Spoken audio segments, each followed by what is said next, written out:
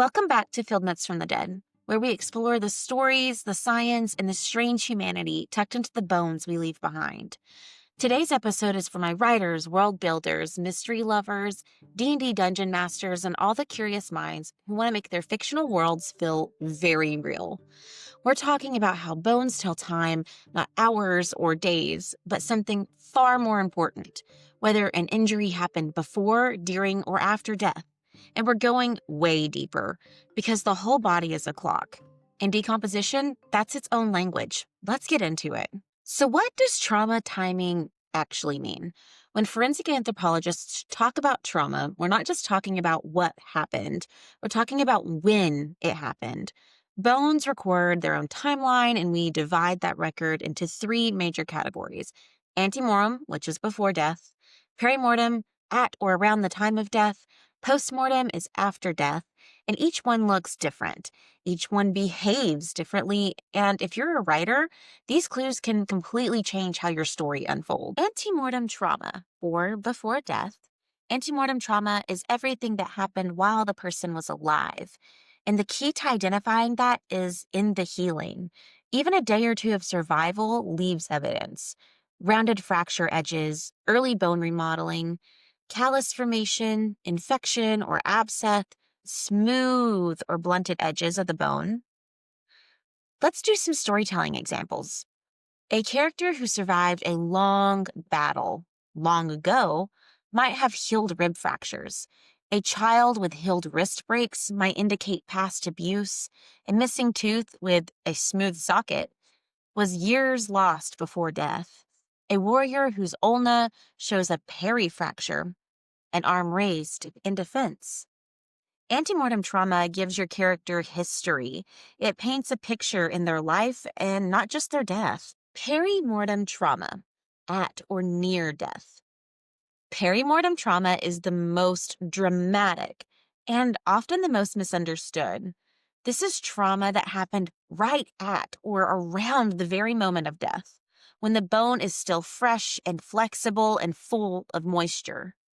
Fresh bones, they tend to bend. It splinters in predictable patterns. They behave like green wood, not dry stick.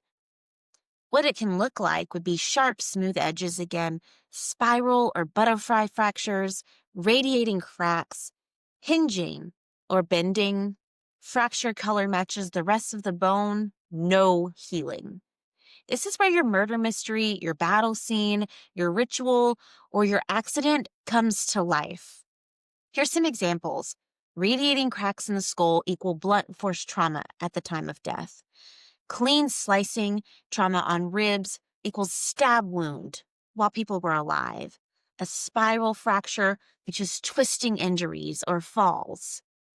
Hinging can be bones bent backwards while still fresh. And the twist, every writer should know, is perimortem does not always mean homicide. It can be accidental. It could be ritual. It could even be environmental collapse. Bones tell the truth, but they don't jump to conclusions. Okay, let's talk postmortem trauma, which is after death. Postmortem trauma is everything that happens, again, after death. And this is where writers often get tripped up. Dry bone is brittle. It breaks differently. The sound is different too, but that's more for field work than fiction. Here's what it could look like. Jagged, crumbly, or rough edges. Much lighter color than the surrounding bones. Sharp, angular edges and breaks. Flaking or splintering. Long, straight cracks from environmental pressures. Gnaw marks from scavengers. Here's some causes of that, though. You've got soil pressure, frost, roots, water movement, scavengers, which are coyotes, dogs, rodents, buzzards. And then you also have human stuff. You got excavation and construction or farmland. That's all human disturbances. Write this realistically, and readers will still love it. You don't have to go and make it extravagant. Postmortem trauma is so messy, but it's unceremonious and chaotic, exactly the opposite of perimortem wounds. The entire human decomposition timeline. Bones don't just tell time alone. They are a whole clock. The whole body is a clock. So if you want your story or campaign or murder mystery to truly feel grounded, here's what full decomposition timelines look like. They are friendly, clear, and this is not over gory. We're going to really kind of just break this down. Stage 1, fresh, 0 to 48 hours. You've got pallor, rigor mortis, liver mortis, internal breakdown starts to begin. There's no strong smell yet, and most of your tissue, depending on the trauma type, is intact. Blowflies may start arriving within minutes of a dead body, but again, that's an environmental factor. At this stage, trauma timing is easiest to read, but the window is so short. Then you have stage 2. This is bloat, days 2 through 6. You have abdominal swelling, skin marbling, think your favorite steak, skin slippage. Purge of fluids start to happen from inside the bodies. You start to have the intense smell that you hear about, and insect activity has exploded. You talk about maggots and larvae coming from the tongue, the nostrils, eyes, ears, any cavity you can think of. Bloat changes the appearance drastically. Characters might misidentify bodies here. They're swollen. Then you have stage 3. This is active decay. So think 5 to 11 days.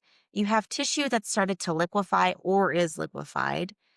You have maggot heat, hair detaching and falling off the body, and it's completely collapsed. The body is completely collapsing in on itself. This is where postmortem trauma from movement or scavengers becomes really common. So stage 4, this is advanced decay. Think 10 to 25 plus days or anything more. And you have what's mostly skeleton with some remaining tissue. You have decreasing in odor. It's not smelling quite as strongly. There's not a lot of fresh tissue to deal with.